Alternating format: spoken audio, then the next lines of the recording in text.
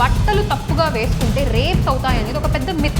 Exactly ఈ point దగ్గరే ఆయన ఆ విషయాన్ని కన్వే చేసిన విధానం, యూజ్ చేసిన వర్డ్స్, ఆ బూతుల్ని ఇంక్లూడ్ చేయడం, ఆయన చెప్పిన పాయింట్లో ఉండే దమ్ము కంటే ఆయన మాటల్లో రిఫ్లెక్ట్ అయిన ఆ ఆరోగెన్స్ ఎక్కువ కనపడటం వల్ల జనాలు బాగా లేదా లైట్ తీసుకొని వాళ్ళు డైరెక్ట్గా కేసెస్ ఫైల్ చేస్తారు. ఒకప్పుడు అందరూ తన ట్రావెల్ బ్లాగ్స్, వీడియోస్ చాలా అప్రిషియేట్ చేస్తారు. బట్ రైట్ నా అన్ఫాలో అంటే ఏం నడుస్తుంది? జనరల్గానే మనోళ్ళు ధర్మం అన్నా దేవుడన్నా చాలా సెన్సిటివ్ ఇష్యూస్ ఇవన్నీ. నమస్తే గాయస్. గత కొన్ని రోజులుగా సోషల్ మీడియాలో బాగా హల్చల్ అవుతున్న టాపిక్ ఇస్ నా అన్వేషణ అన్వేష్. ఒకప్పుడు అందరూ తన ట్రావెల్ వ్లాగ్స్ అండ్ వీడియోస్ చూసి చాలా అప్రిషియేట్ చేసేవాళ్ళు.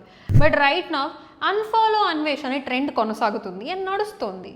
అన్వేష్ చెప్పిన మాటలు ఏవైతే ఉన్నాయో it actually reflects that he's anti Hindu. But నిజంగానే తను ఒక యాంటీ హిందూవా, లేకపోతే తను చెప్పిన నిజాలు ఏవైతే ఉన్నాయో అవి మనకి కొన్ని అన్కంఫర్టబుల్ ట్రూత్స్లా అనిపించడం వల్ల మనం తన్ని అన్ఫాలో చేస్తున్నామా, లేకపోతే నిజంగానే on a deeper level we need to understand some different perspective. దాన్నే ఈ వీడియోలో డీప్ డైవ్ చేద్దాం క్లియర్ కట్ అనాలిసిస్తో. అస్సలు గొడవ మొదలైంది డ్రెస్సింగ్ దగ్గర. అమ్మాయిలు ఎటువంటి బట్టలు వేసుకోవాలి అండ్ ఎలాంటి బట్టలు వేసుకోవడం వల్ల they are prone to crimes, అంటే వాళ్ళ మీద జరిగే ఏవైతే హరాస్మెంట్ అవుతుంది ఆర్ ఎల్స్ రేప్స్ అవ్వచ్చు, సెక్షువల్ వైలెన్స్ కావచ్చు, ఇవి డ్రెస్సింగ్ మీద డిపెండ్ అవుతుందా లేదా, ఈ డిబేట్ నుంచే ఇదంతా స్టార్ట్ అయింది.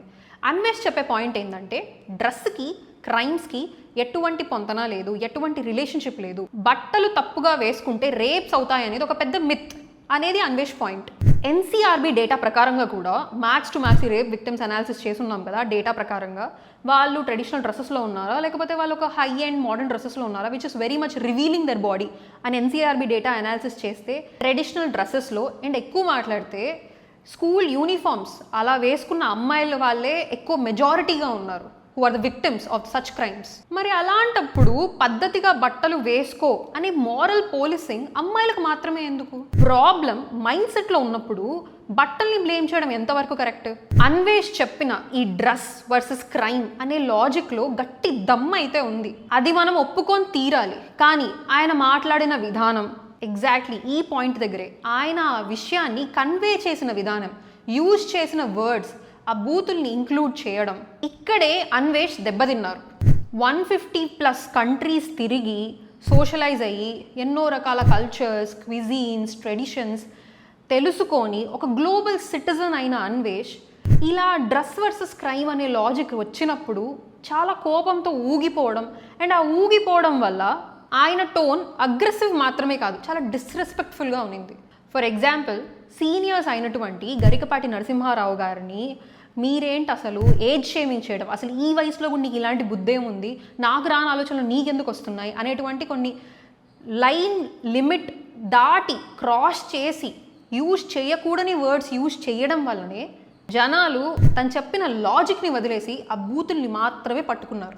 ఒక సొసైటీలో సోషల్ రిఫార్మర్స్ అనేవాళ్ళు కొత్త ఏం కాదు. అప్పట్లో సతీ సహగమనం ఉండేది, రాజారాం మోహన్ రాయ్ కూడా ఎంతో ఫైట్ చేశారు, దాని తర్వాత తొలగింపబడింది.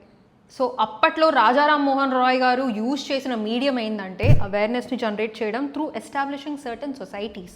అప్పట్లో ఆయన బ్రహ్మ సమాజ్ని ఎస్టాబ్లిష్ చేస్తున్నారు and on an educational level అక్కడ ఉన్నటువంటి గవర్నర్ జనరల్స్కి చెప్పడం కావచ్చు, this is not a right manner అని చెప్పి అవేర్నెస్ కలిగించి ఒక సోషల్ చేంజ్ తీసుకొచ్చారు.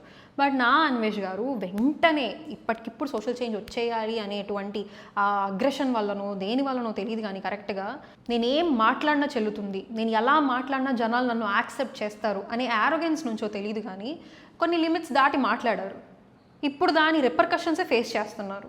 నువ్వు యాజ్ ఎ పర్సన్గా ఒక సోషల్ రిఫార్మర్గా నిజంగానే సొసైటీలో సోషల్ చేంజ్ కోసం అంత గలం విప్పి అంత అగ్రెసివ్గా మాట్లాడావు అన్నప్పుడు దాంట్లో కొంచెం రెస్పెక్ట్, దాంట్లో కొంచెం ఉండాల్సినటువంటి బేసిక్ వాల్యూస్ క్రైటీరియా మెయింటైన్ చేసుంటే ఇంత జరిగేదే కాదు. తిడుతూ ఇలా బూతులు యూజ్ చేస్తూ మాట్లాడినప్పుడు రెవల్యూషన్ రాదు, అది న్యూ సెన్సే అవుతుంది. అదే జరిగింది ఈ నా అన్వేష్ గారి కేసులో కూడా. చాలా మంది సబ్స్క్రైబర్స్ ఆయన్ని అన్ఫాలో కట్టడానికి major reason is anti Hindu tag. Seethamma తల్లి అండ్ ద్రౌపదిని తన రెఫరెన్స్లెస్లోకి లాగి అండ్ 95% ఎవరైతే జనాలు ఇటువంటి మైండ్ సెట్ లైక్ డ్రెస్సెస్ వల్లనే క్రైమ్స్ జరుగుతున్నాయి అనే మైండ్ సెట్కి సపోర్ట్ చేస్తున్నారో, సో ఇంక్లూడింగ్ హిస్ ఆడియన్స్ ఎవరైతే సబ్స్క్రైబర్స్ ఉన్నారో వాళ్ళు కూడా స్క్రాప్ అని ఓపెన్గా మాట్లాడడం, ఆడియన్స్ని ఫాలోవర్స్ని తిట్టడం. జనరల్గానే మనోళ్ళు ధర్మం అన్నా దేవుడన్నా చాలా సెన్సిటివ్ ఇష్యూస్ ఇవన్నీ. మన పూరి జగన్నాథ్ గారు ఒక మాట అన్నారనమాట ఒక సందర్భంలో, ఇండియాలో మనోభావాలు హట్ అయినట్టు ఇంక ఏ దేశంలోనూ అవ్వవు అని. ఇండియా సెక్యులర్ కంట్రీయే, కానీ రిలీజియన్ అనే టాపిక్ ఇస్ వెరీ సెన్సిటివ్.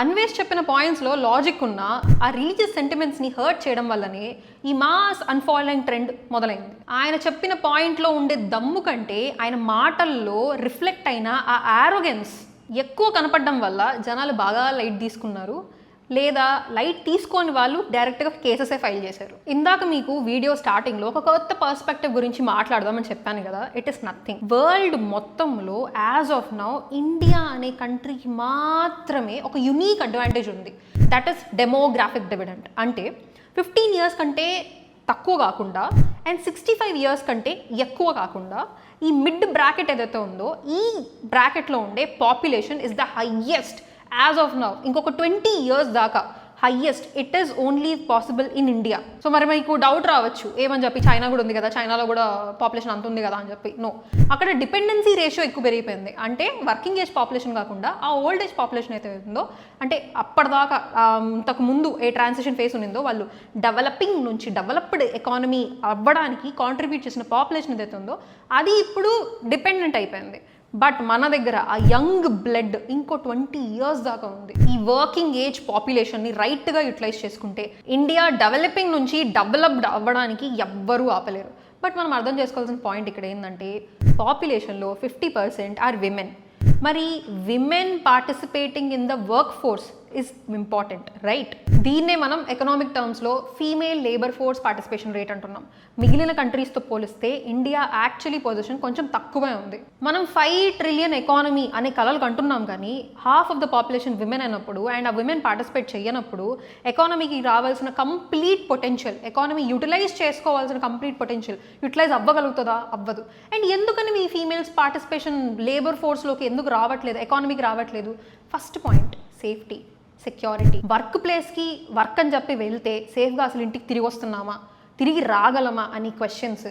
ఈ భయాల వల్ల ఎంతో టాలెంట్ ఉన్న లక్షల మంది అమ్మాయిలు నువ్వేం వెళ్ళి బయట సంపాదించి మమ్మల్ని ఉద్ధరించాల్సిన అవసరం ఏం లేదు, నువ్వు ఇంట్లో ఉండు, హాయిగా ఉండు, సేఫ్గా ఉండు, ఇదే చెప్తున్నారు. సోషల్గా యాజ్ అ సొసైటీగా మనం ఈ అమ్మాయిలకి సేఫ్టీ అండ్ సెక్యూరిటీని ప్రొవైడ్ చేయలేకపోతే economic change on that global లెవెల్ని ఎక్స్పెక్ట్ చేయడం అనేది అట్టహాసమే. సో ఇక్కడ చేంజ్ రావాల్సింది అమ్మాయిలు వేసుకున్న డ్రెస్లోనా, లేకపోతే మనం ఆలోచించే ఆ మైండ్ సెట్లోనా? సో నేను మీకు మొదటి నుంచి చెప్పినట్లు అన్వేష్ గారు ఆ డ్రెస్ వర్సెస్ క్రైమ్ అనే ఆ పాయింట్లో చాలా దమ్ముంది. జనాల మైండ్ సెట్ మారితే నిజంగానే ఇండియా ఎకనామిక్ చేంజ్ మారుతుంది. బికాస్ సోషల్ చేంజ్ మొదలైతేనే ఎకనామిక్ చేంజ్ మొదలవుతుంది. ఈవెన్ మన ఫ్రీడమ్ మూమెంట్, మన ఇండిపెండెన్స్ ఎప్పుడైతే మనకు రావాల్సి ఉన్నిందో గాంధీ గారు ప్రతి వర్గాలకి వర్ణాలకి పిలిపించారు. There was no difference, women, children, ముసలి, ముత్తక ఏం లేదు. అగ్రకుల వర్ణాల లేకపోతే బడుగు బలహీన వర్గాల ఇటువంటి తేడాలు ఏమీ లేకుండా ప్రతి ఒక్కరూ యునైట్ అయ్యాం, ప్రతి ఒక్కరూ ఇండిపెండెన్స్ కోసం ఫైట్ చేశాం. కాబట్టి it became possible. Social change drives economic change. But ఆ చేంజ్ మాటలతో వస్తుంది, బూతులతో అయితే రాదు. ఫైనల్గా నేను చెప్పేది ఏంటంటే అన్వేష్ రేస్ చేసిన ఇష్యూ ఏదైతే ఉందో it is very valid. But సీనియర్స్ని తిట్టడం, మతాన్ని డీగ్రేడ్ చేసి మాట్లాడడం ఒక మంచి వ్యాలిడ్ పాయింట్, ఒక డర్టీ కాంట్రవర్సీలా మారిపోయింది. సో మనం డిస్కస్ చేసినట్లుగా ఈ economic point and as well as Anvesh tone గురించి మీరేమనుకుంటున్నారో కామెంట్ సెక్షన్లో తప్పకుండా తెలియజేయండి. And please subscribe to Harikatha times.